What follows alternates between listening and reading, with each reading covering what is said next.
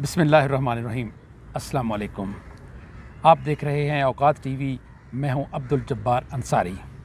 आज हम गुफ्तगू करेंगे तहरीक अदम एतमाद के हवाले से जो कौमी असम्बली में अपोजिशन की तरफ से पेश की जानी है अभी, तो उस सिलसिले में हमने आज अपने प्रोग्राम में दावत दी है सीनियर सहाफ़ी मोहतरम रफ़ीक अहमद सिद्दीकी को। अस्सलाम वालेकुम सर। वालेकुम सलाम। क्या हाल है? क्या हाल है? सिद्दीकी साहब, आप हालात पे गहरी नज़र रखते हैं, सीनियर जर्नलिस्ट हैं, तहरीक अदम एतमाद कामयाब होगी, क्या कहते हैं आप? अंसारी साहब, बिस्मिल्लाहिर्रहमानिर्रहीम। सबसे पहले मैं आपको बताऊंगा तहरीक अदम एतमाद पर सारा काम मुकम्मल हो चुका है।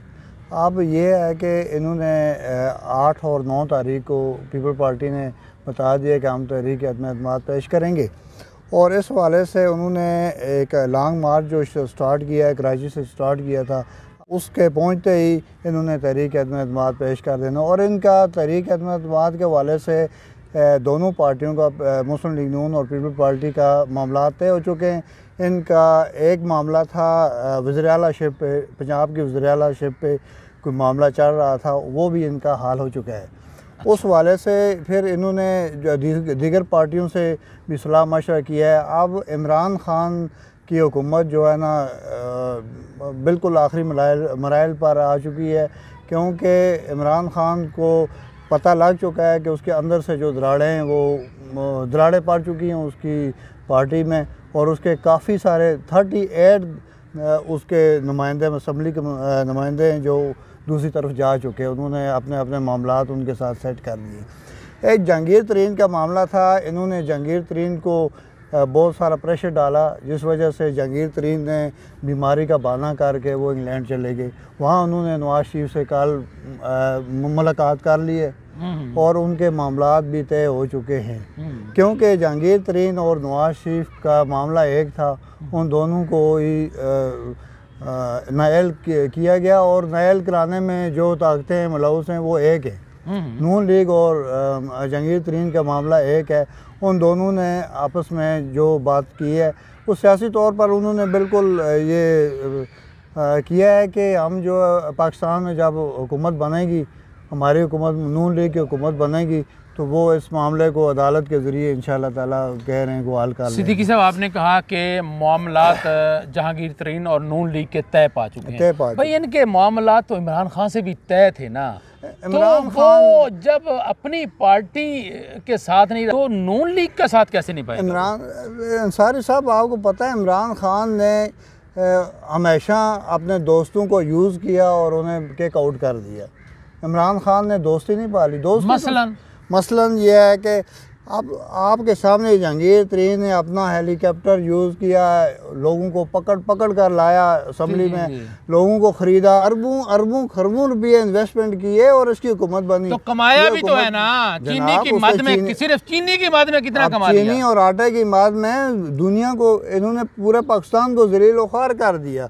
यही तो बात है कि उसने कहा कि मैंने अरबों लगाए, अगर मैंने अरबों कमाना शुरू किए, क्योंकि इनके साथ डील जो हुई थी कि आप शुक्र मिले रखते हैं, आपको जो है ना हम प्रॉफिट देंगे, आप हमारे साथ कोऑपरेट करें। हुकूमत बनाई और उन्होंने सोचा आप तो ये हमें ब्लैकमेल करता रहेगा जहांगीर तरीन, तो इमरान खान ने तो सीधा उसको पे हाथ डलवा दिया कि इसको किक आउट करते हैं, अब हमारी ज़रूरत ही नहीं रही, हुकूमत बन गई।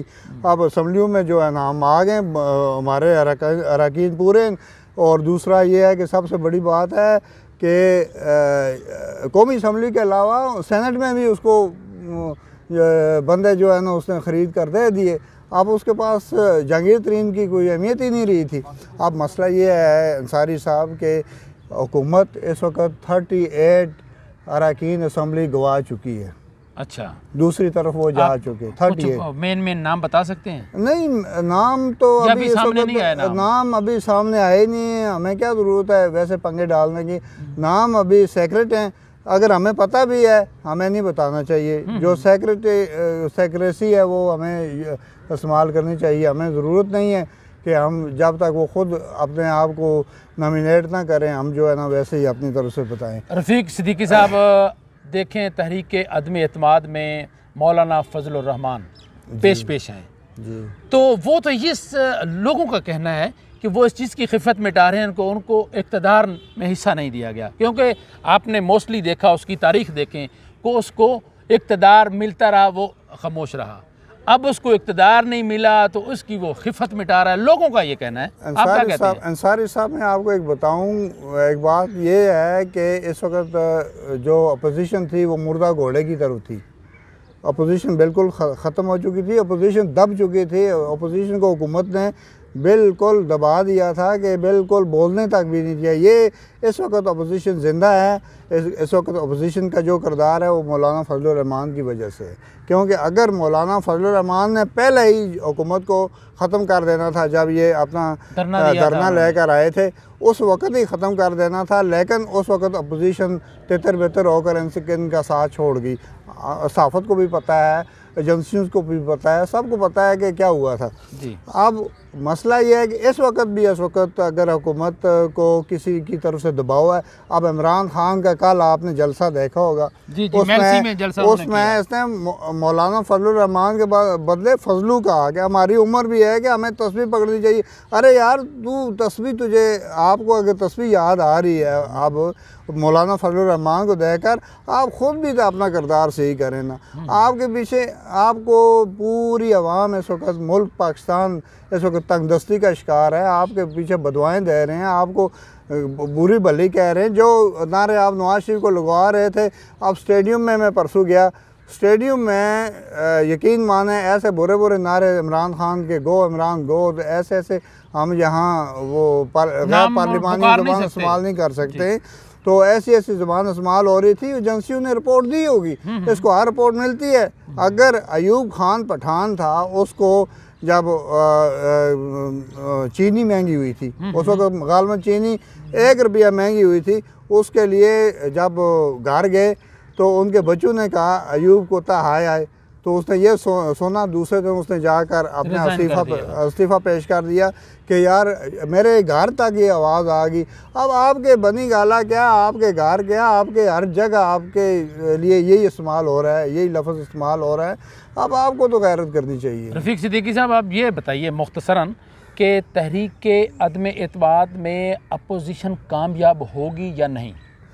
मेरा तो ख्याल ये है कि अगर एम्पायर ने कोई गड़बड़ की तो ये बहुत मुश्किल है, ये तहरीक कामयाब होना बहुत मुश्किल है। एम्पायर से क्या मुराद? एम्पायर की उससे मुराद अस्करी की आदत है और उनको कोई हवाई मखलूक कहता है, कोई बुजुर्ग कहता है, कोई कुछ कहता है। हम तो आप क्या ख्याल है, ये शफकत का हाथ उठ तो नहीं रहा? का हाथ हुकूमत से उठ चुका है, लेकिन कुछ मामलात इनके मुझे लगता है कि रहते हैं। अगर मामला सिद्दीकी साहब रहते हैं तो मेरे ख्याल में ये हुकूमत अपनी मुद्दत पूरी करेगी और तहरीक अदम नहीं, हुकूमत मुद्दत पूरी नहीं कर सके। अंसारी साहब, अगर ये तहरीक अदम एतमाद खुदा न खास्ता नाकाम भी होती है ना, हुकूमत मुद्दत नहीं पूरी कर सकेगी। क्योंकि अब जब किसी हुकूमत पर अदम एतमाद का तलवार लटक गई तो वो हुकूमत हमने देखा है 40 साल से ऊपर, तो मैं भी होश हवास से हुकूमतें देख रहा हूँ। जब बेनज़ीर की हुकूमत पर अदम एतमाद शुरू हुई थी तो वो हुई नाकाम, तो 2 या 3 महीने के अंदर अंदर हुकूमत ख़त्म होगी। यही बात है कि अदम एतमाद जिस हुकूमत पर आ जाए उसके लिए मामला फिर आगे। इन्होंने लॉन्ग मार्च 23 मार्च के बाद एक लॉन्ग मार्च रखा है ग्रैंड अपोजिशन ने, तो फिर उस लॉन्ग मार्च में मेरा ख्याल है अफरा तफरी मच जाएगी और हुकूमत उससे भी चली जाएगी।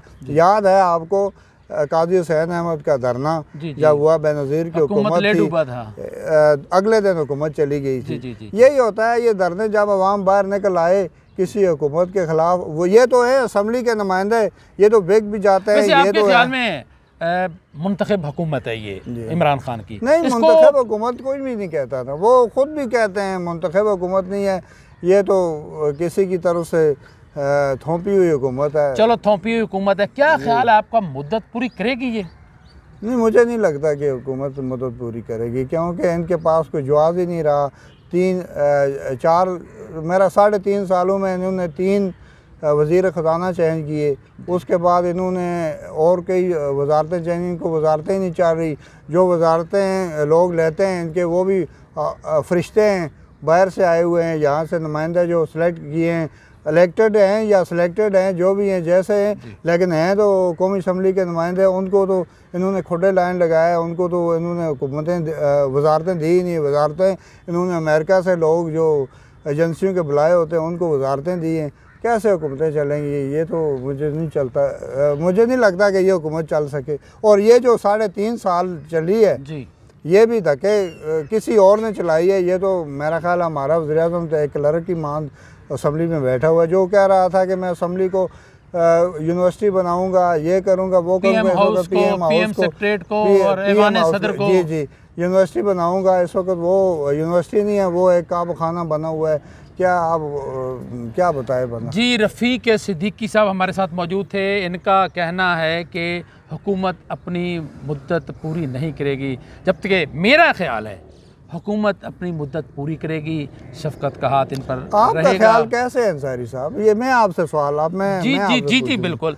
देखिए रफ़ीक सिद्दीकी साहब, जिस तरह ये आ गए हैं, जी आ गए हैं, तो ये अब वो कहते हैं ना, आए हैं तेरे दर पे तो कुछ लेके जाएंगे।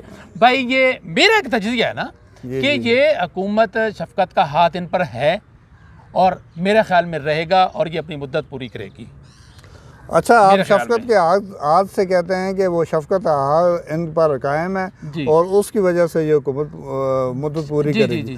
असल में सर बात इस तरह है कि अगर शफकत का हाथ इन पर पूरा था ना होता, अब मैं खुल कर बात करूँगा, अगर शफकत का हाथ इनका पूरा होता तो आपने देखा ज़िमनी इलेक्शन में एक भी इन्होंने सीट नहीं जीत सकी। और पेशावर में जो इमरान खान का गढ़ है, वहाँ से ये सीट जो है ना खो गई। अब शफकत का हाथ वहाँ क्या करेगा? इसी तरह असम्बली में नुमाइंदे वो तो बर्ड बॉक्स जो है उठा कर ले जाते हैं, तो शफकत का हाथ वहाँ काम आता है। ये नुमाइंदों को कितने 38 नुमाइंदे इनके खो चुके हैं, इनकी पार्टी के, उनको कितने लोगों को ये उठा कर ले जाएंगे? सिद्दीकी साहब, मुझे तो लगता है अपोजिशन जो है वो भी ड्रामा कर रही है। ये नूरा कुश्ती है इनकी। मेरे ख्याल में ये नूरा कुश्ती चलती रहेगी, हुकूमत अपनी मुद्दत पूरी कर लेगी मेरे ख्याल में। और आपके ख्याल में हुकूमत मुद्दत पूरी नहीं करेगी? अंसारी साहब, नूरा कुश्ती बिल्कुल इनकी है। ये ड्रामा बाज हैं, सब सियासतदान ड्रामा बाज हैं। लेकिन अब मसला ये है, इनको ड्रामे के निस्बत आप इनको अपने गले में आई है। गले में इसलिए आई है कि इनको इंतकामी सियासत का निशाना बनाया जा रहा है। इनके लिए अब ये नहीं पूरी होती ना, इनको हुकूमत नहीं जाती। इमरान खान ने इन लोगों को जो है ना इतना तंग करना है। 1 साल जो रहता है इसने सबको अडयाला से को जगह जगह जेलों में डालकर खुद बाहर भाग जाना है। किनको जेलों में डालेगा? ये तमाम सियासतदान जो इसके पीछे, सबसे पहले ये शहबाज शरीफ के पीछे पड़े हैं, मरीम नवाज के पीछे पड़े हैं, फिर इस तरह खुर्शीद शाह के पीछे पड़े हैं, फिर बिलावल के पीछे पड़े हैं, जरदारी के पीछे पड़े। सबको बारी बारी इन्होंने इंतकाम का निशाना बनाया, बनाते रहेंगे। रफ़ीक सिद्दीकी साहब, एक आखिरी सवाल आपसे कि नारा लगाया था इन्होंने कि हम चोरों से, लोटों से, लुटेरों से, जो इन्होंने अवाम का पैसा लूटा है, इनसे हम वापस लेंगे और अवाम पर खर्च करेंगे।